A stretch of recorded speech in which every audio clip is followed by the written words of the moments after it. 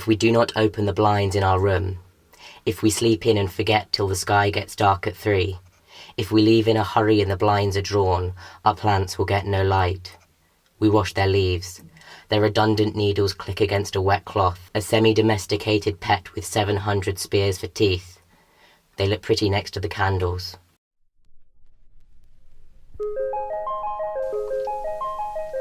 The parallel alignment of 2 series of buildings defines what is known as a street. The street is a space bordered on its 2 longest sides by houses.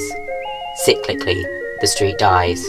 Weekly, the borders chaoticize in a fast and constructed bloom. This right line, the pathway for Christians to walk in, say divines. The emblem of moral rectitude, says Cicero. The best line, say cabbage planters, is the shortest line, says Archimedes, which can be drawn from one given point to another.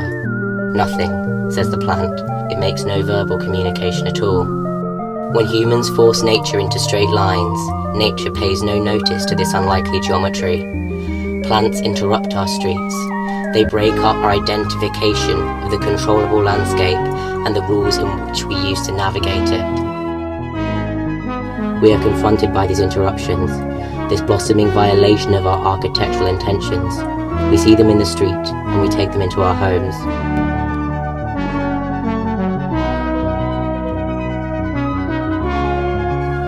The plans have travelled. We've travelled too. The trains travel farthest.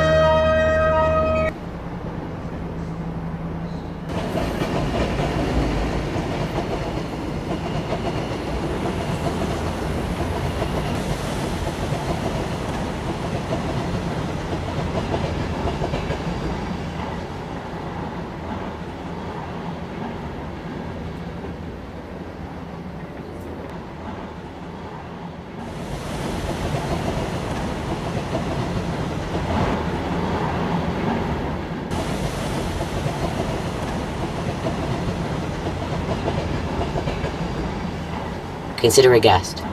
You offer them sustenance, water, a comfortable place to sit, light and warmth. So far, we have been the perfect host. We sit with our guests a while, and we make conversation.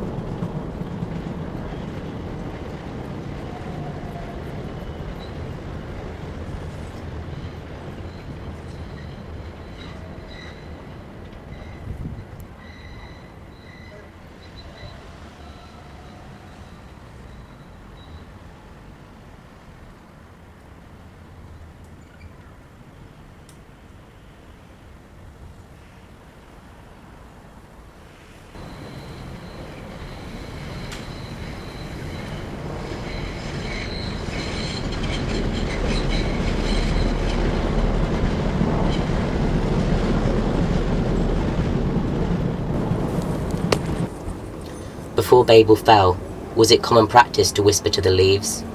You need water and light to survive. I ask you if you have knowledge of this survival. You do not answer. We take our dialogue back to common ground.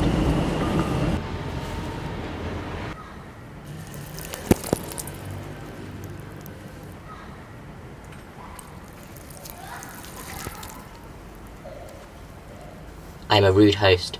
I drink all of the coffee. Central, calling at Ockenden, Chafford 100, Grays, Tilbury Town, East Tilbury, Stamford Le Hope, Pitsea, Benfleet, Leon Sea, Chalkwell, Westcliff, and Southend Central.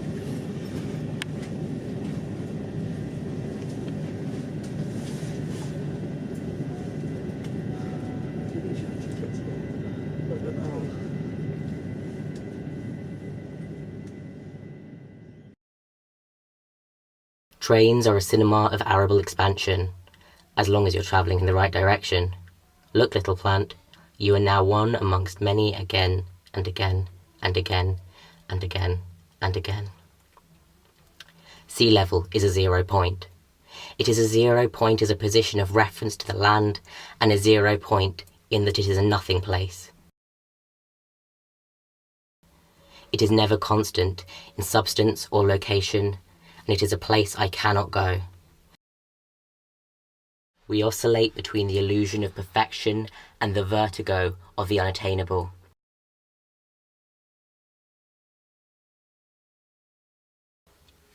This is how space begins, with words only, signs traced on the blank page, to describe space, to name it, to trace it, the names of harbours, the names of capes, the names of inlets, until in the end the land was only separated from the sea by a continuous ribbon of text.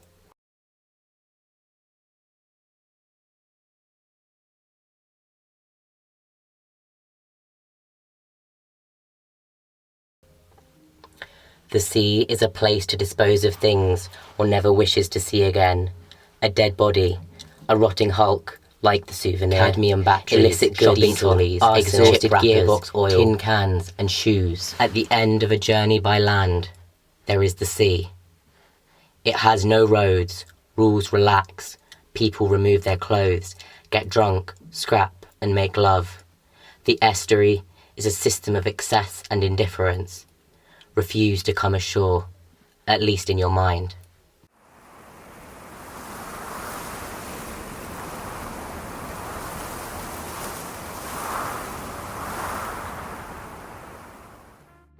Space. Enclosed space. Living space. Protective space. Space out.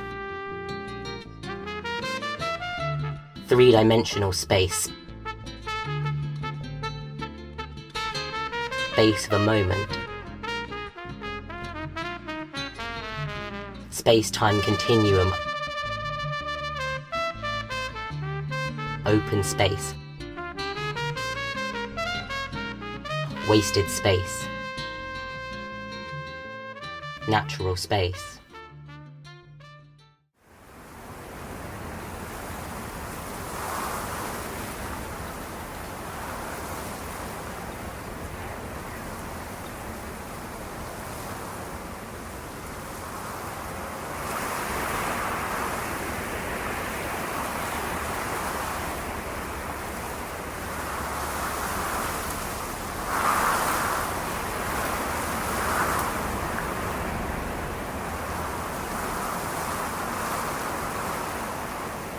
We cannot go further than this point. We cannot domesticate this space. I cannot force these lines to be straight or still or become an unnoticeable object in my collection of unnoticeable objects.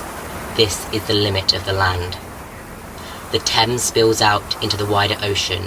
Here a million missing molecules are birthed. The oxygen made by dragon trees on a windowsill in London sustains the life of tumbling algae and kelp that are inseparable from the non-space of the sea space. Made of the unsettling pieces of the past, here at the edge of the unmoving earth is a conversation that we are not privy to.